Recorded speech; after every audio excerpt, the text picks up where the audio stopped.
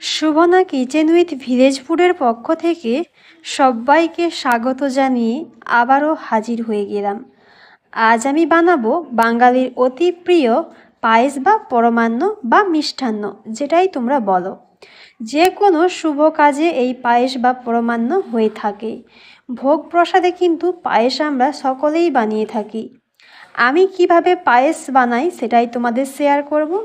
শুরু থেকে শেষ পর্যন্ত ভিডিওটা দেখবার জন্য অনুরোধ রইল, পুরোটা দেখতে থাকো।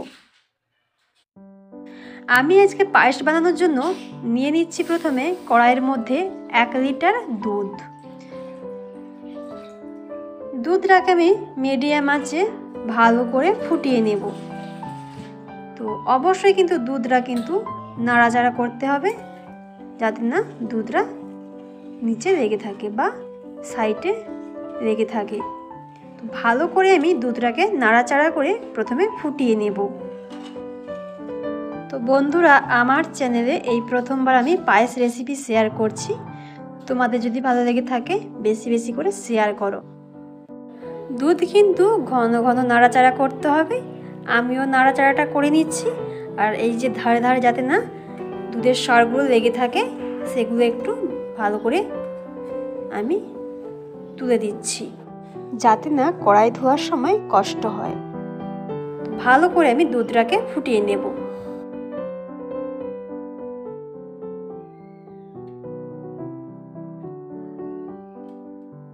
দুধটা কিন্তু সুন্দরভাবে ফুটে উঠেছে, অনেকটাও কিন্তু দুধ ঘন হয়ে গেছে। আমি আবার একটু নাড়াচাড়া করে নিচ্ছি।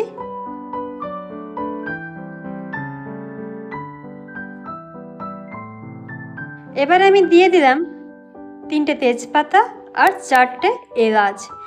এলাচের মুখগুলো একটু ফাটিয়ে নিয়েছি। আবারও একটু আমি হাতা দিয়ে নাড়াচাড়া করে নিচ্ছি। আরও আমি 5 মিনিট ধরে ফুটিয়ে নেব। দুধটাকে আবারও বেশ কিছুক্ষণ সময় ধরে ভালো করে ফুটিয়ে নিয়েছি। এবার আমি এর মধ্যে দিয়ে দেব পায়েসের চাল। এখানে আমি 250 গ্রাম পায়েসের চাল নিয়েছি। আর চালটাকে আমি একবার ধুয়েছি। চালটা যদি বেশি ধোয়া হয় তাহলে চালের যে একটা সুগন্ধ থাকে ওটা চলে যেতে পারে। এবার আমি এই চালটাকে দুধের মধ্যে দিয়ে দেব।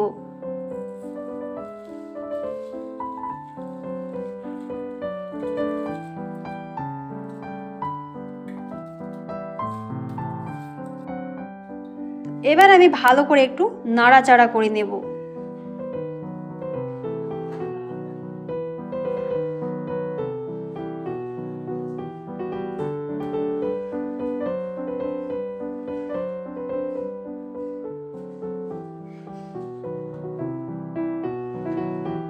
পায়েসের চালটাকে ভালো করে আমি নাড়াচাড়া করে নিচ্ছি।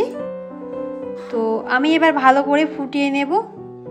যদি পায়েসের মধ্যে জল প্রয়োজন হয় কখনো, তো তোমরা গরম জল দিতে পারো। আমি এখনো পর্যন্ত কোনো জল দিইনি, তো প্রয়োজন পড়লে অবশ্যই দেব।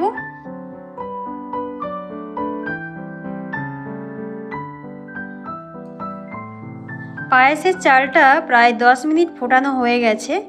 এবার একটু আমি নাড়াচাড়া করে দেখব।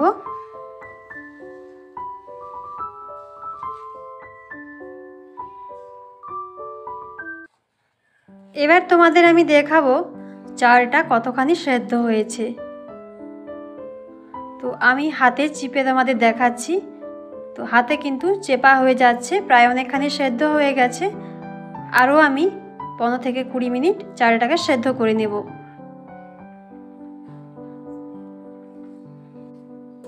ভালো করে আমি প্রথমে নাড়াচাড়াটা করে নিচ্ছি। আর ধারে যে দুধের সরগুলো লেগে আছে ওগুলোকে একটু তুলে দিচ্ছি।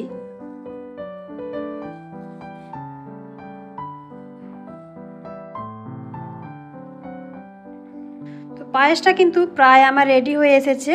আর চালটাও অনেকখানি সেদ্ধ হয়ে গেছে। তোমরা দেখেই বুঝতে পারছো পায়েসের ঘনত্বটাও কিন্তু অনেকখানি বেড়েছে। এবার আমি এর মধ্যে দিয়ে দেব চিনি আর পরিমাণ মতো নুন। তার আগে একটু ভালো করে আমি নাড়াচাড়া করে নিচ্ছি। তো কালারটাও কিন্তু অসাধারণ হয়েছে। এবার আমি দিয়ে দিচ্ছি পরিমাণ মতন চিনি। আমি আমার পরিমাণ মতন চিনি নিয়েছি, তোমরা তোমাদের পরিমাণ মতন নিয়ে নিও। আর দিয়ে দিচ্ছি একদম অল্প পরিমাণে নুন। অবশ্যই কিন্তু পায়েসে নুনটা একটু কমই দেবে। আর দিয়ে দিচ্ছি কয়েকখানি কাজু আর কয়েকটা কিশমিশ। আর দিয়ে দেব শুকনো খেজুর কুল। আমি খেজুরটাকে কুচো কুচো করে নিয়েছি, ওটা দিয়ে দিলাম। আরও আমি 5 মিনিট ফুটিয়ে নেব।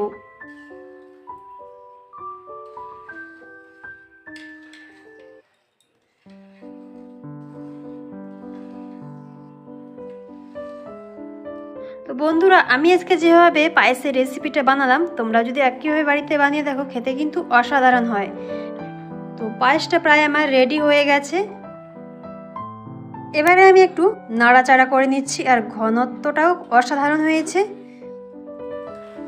এটা বেশ খুব সুন্দর একটা গন্ধ বের হচ্ছে।